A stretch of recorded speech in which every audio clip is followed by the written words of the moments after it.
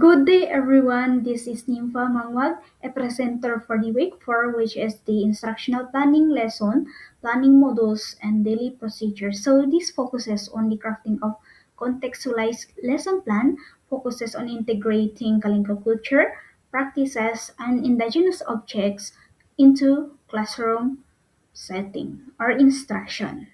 So a lesson planning formats align with the DepEd format. So content align with the MEL, or we have the most essential learning competency for DepEd, and the lesson planning is contextualized, as I said a while back, for grade 1 mathematics subject.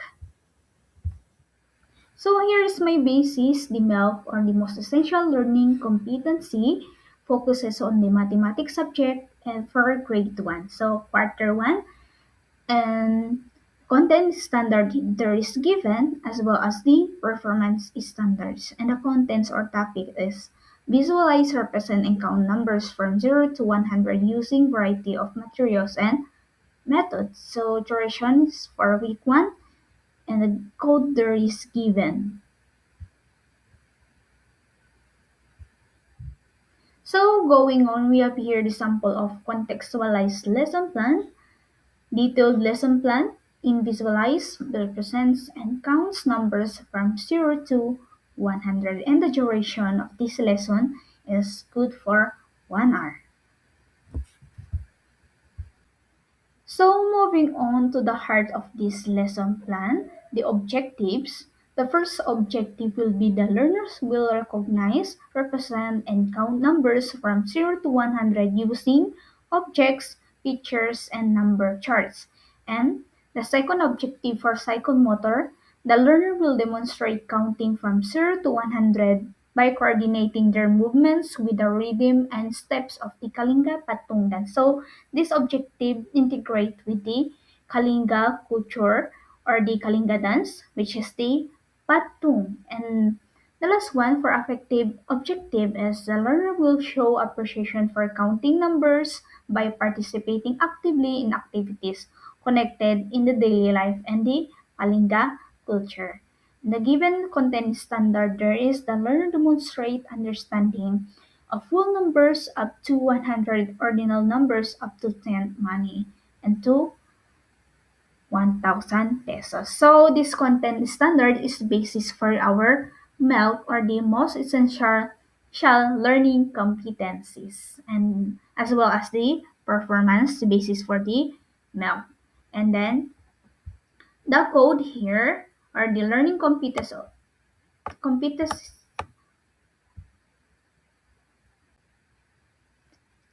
I'm moving on for the content, or the content can be tackled in a week, or the topic. So the content is visualize, represent, and counts numbers from 0 to 100 using a variety of materials and methods. So for learning resources, including the references, teacher guides page if needed, and learners material page if you have books. Yes, for your references are the textbook page and the additional materials from learning resources or the LR portal, or from the other resources like YouTube link, like that. And then of course other learning resources including yung chalkboard, handwritten materials, or PowerPoint, your laptop, like that. And then for this one, the lesson planning format basis for the K to 12 DepEd curriculum, so including the teacher's activity and the learner's activity.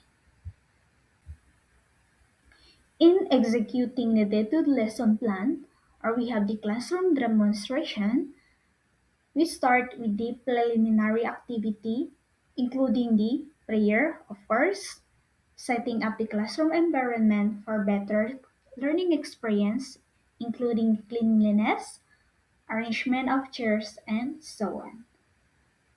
Next one is the checking of the attendance of your learners to see kung sino po yung absent, and the collecting of assignment if needed, or if you have an assignment to your previous lesson.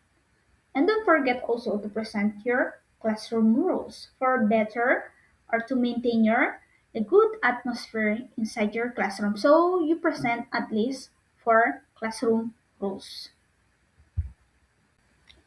For the lesson proper of the daily lesson plan, first one is reviewing the previous lesson or presenting the new lesson.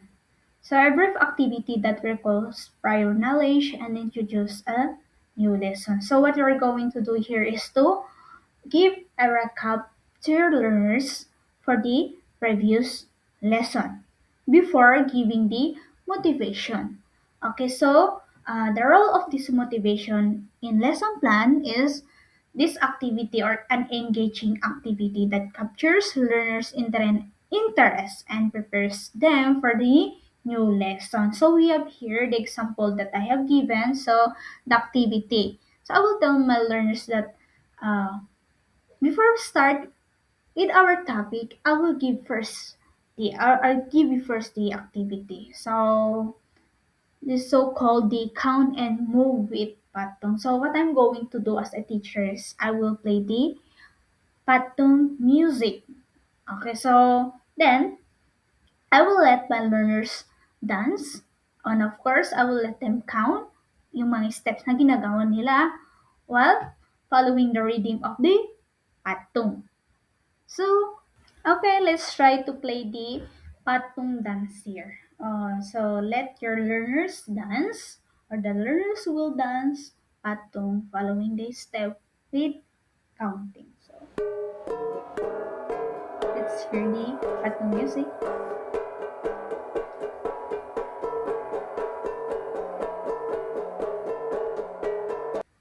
After that, I will ask them a question. Since grade 1 po ito, nagpo-focus siya sa mother tongue, yes? So, I will ask them, Cindy King Wayo, habang mansasala kayo patung. And then, of course, yung sagot nila is, Ma'am, nambilang kami or they count or we are counting like that. And then, makakatch up nila kung ano yung next topic nyo, which is literal na it's about counting. And then, it's not only like that. So, ask them kung did you really enjoy the activity? And then if they say yes, and then let them sit. And then prepare them for the next lesson. After nilang makatch up po yung lesson nyo or the title of your topic, let's move on to the letter B, establishing a purpose of the lesson. So an activity that explains the lesson objectives and help learners and understands its importance. So present to your learners or you have here the example na the activity that you have done has something to do with our lesson today, which is the visualizing, presenting, and counting numbers from 0 to 100 using a variety of materials and methods. And of course, don't forget to present them the learning competency or the objective of your lesson.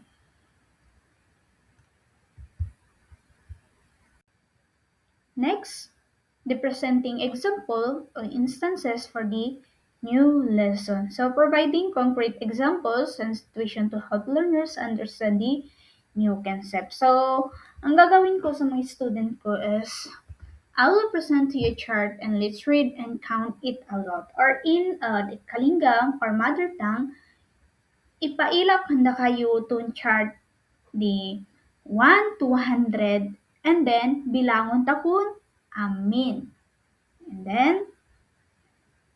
of course, magbabasa. Let's say, nagbabasa yung mga learners mo or counting na 1, 2, 3, 4, 5.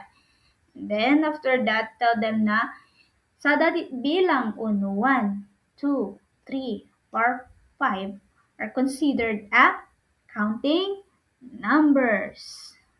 So,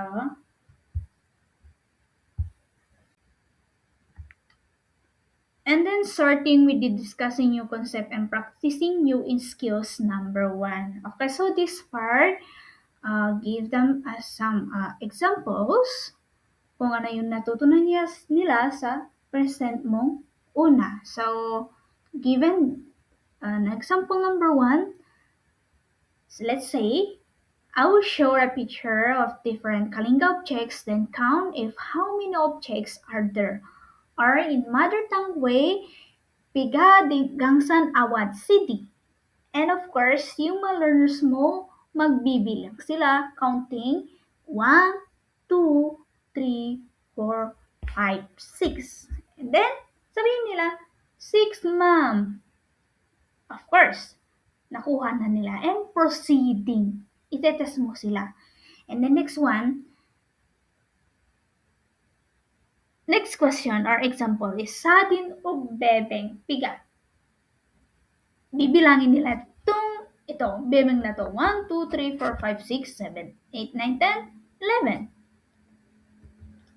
And then after that, if that, kung masasagot na ng mga learners, proceed to the next na naman. Next example. So, hangay to or piga din kikiwaun awad si din picture or awad si. So, magka-count na po yung mga learners natin. Of course, maintindihan nila kung ano yung mga kalinga object or magagamit ang mga kalinga object in counting or visualizing a numbers. Considering yung mga kalinga object na since na yung mga gangsa, ito, bebeng or the kalinga, indigenous kalinga music instrument, and the kalinga indigenous kitchen utensils, which is the kikiwa or yes.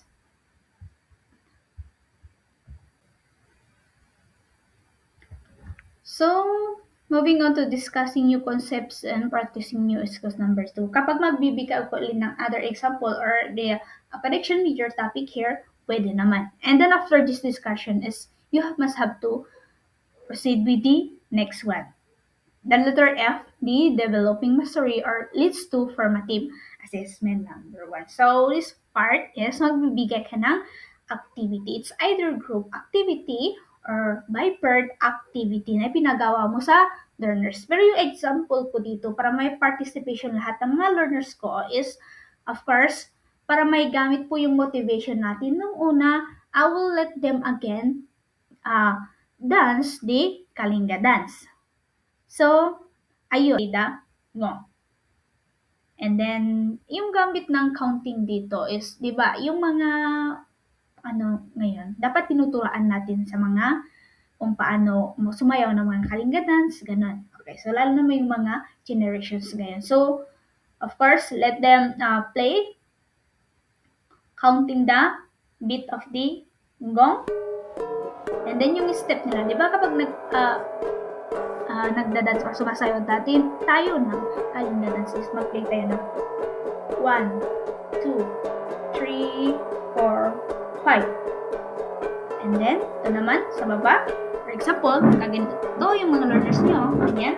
Then, 1, 2, 3, 4, 5. And then, moving on, kapag mag-move na sila, 1, 2, 3, 4, 5. And then, may gamit na po yung counting doon na kinakount nila yung steps nila, yung rhythm, and of course, yung beat of the gongs.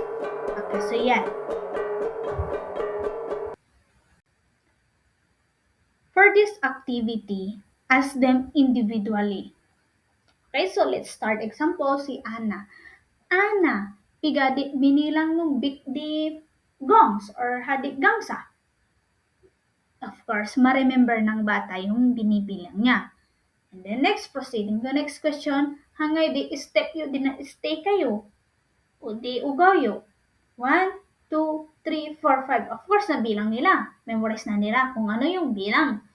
And then, proceeding to the next student, si Kangay, Maria. Iga di step no di in execute yu di patong yu or di execution yu di patong yu. Of course, may apply nila yung mga bilang-bilang doon. So, that's the integration of counting numbers to Kalinga dance. So, yan. After the activity, moving on to the next one, which is the finding practical application of concepts and skills in daily living. Okay, so this one, integrate na po dito yung objective number 3 natin, which is the affective. So, applying the lesson concept and skills to real life situation, everyday activity. So, we have here the examples of Kalinga culture and daily life. Okay, so if you ask your learners kung paano nila i-relate yung lesson nyo, which is counting numbers, of course, into Kalinga culture and daily life, sasabihin nila, or expect na sasabihin nila is yung mga patung, or like what I have said while back na yung dancing patung. So, counting the beats of the gangsa and the dance step while performing the patung. And another one is buying and selling in the market. First, the integration of the counting here is kapag bumibili ka, of course, malaman ng students kung paano magbilang ng kanilang mga barya ganun. Or fruits, vegetables, and other goods when buying or selling. Another one is rice farming. Okay, so di ba kapag magtatanim tayo ng sa ating palayan, binibilang natin yung mga bundles of seedlings na itanim doon. Another one is weaving. Okay, so weaving tapis or yung mga kalinga attire is, di ba may kanya-kanyang pattern po ito or yung mga symmetry, binibilang po yun. And then another one is yung mga beads na nilalagay sa tapis or yung mga decoration or designs niya. Of course, binibilag natin para pareho or magkatugma sila. Okay, so next one is community gatherings and festivals. Okay, so kagaya ng example natin sa activity natin na yung counting dancers or yung the beat of the gongs and participants during the cultural celebrations. So just after the giving the practical application of your lesson, let's move on to the generalization and abstraction of the lesson. Ito yung part na to is generalize or asking your students kung ano yung natackle you from the start of your lesson or the day with your lesson. Okay, so summarizing the key concept, learn, and helping learners form general ideas about the lessons. Okay, so yung expect na sinasabi, expected learners response here, if you ask the question, what have you learned dito? Or in a mother tongue, hinda di inadal takuton sa atun aagaw. First, alam na alam nila yung answer nila or sagot nila is, we learn how to count numbers from 0 to 100. Tama? Or counting po, ganun. And then we learn how to represent or visualize number using different materials like yung mga examples natin kanina na kalinga objects like yung mga bebeng, what else? Yung mga okay, so gangs or yung gangsa, and then next one is we use counting numbers in our daily lives or the application of counting to our life. And then after this one, abstraction or generalization of the lesson, moving on to the next one, which is the evaluating a learner. Again, this part, evaluating a learner. Dito mo nakita or i-assess mo yung mga learners mo kung ano yung mga natutunan nila within that day. Kung naintindihan ba nila yung lessons nyo. Okay, so assessing learners' understanding and mastery of the lesson through activity or question. Okay, so evaluating a learners, you need to record this one para matingnan mo kung ilang numbers of students yung mababa ang score, yung matataas. Kasi yung mga mabababa ang score, doon mo na i-apply yung intervention na nasasabi para maintindahan yung mga topic nyo. Okay, so that's it. Evaluating and learn. And after this one, moving on to the additional activities.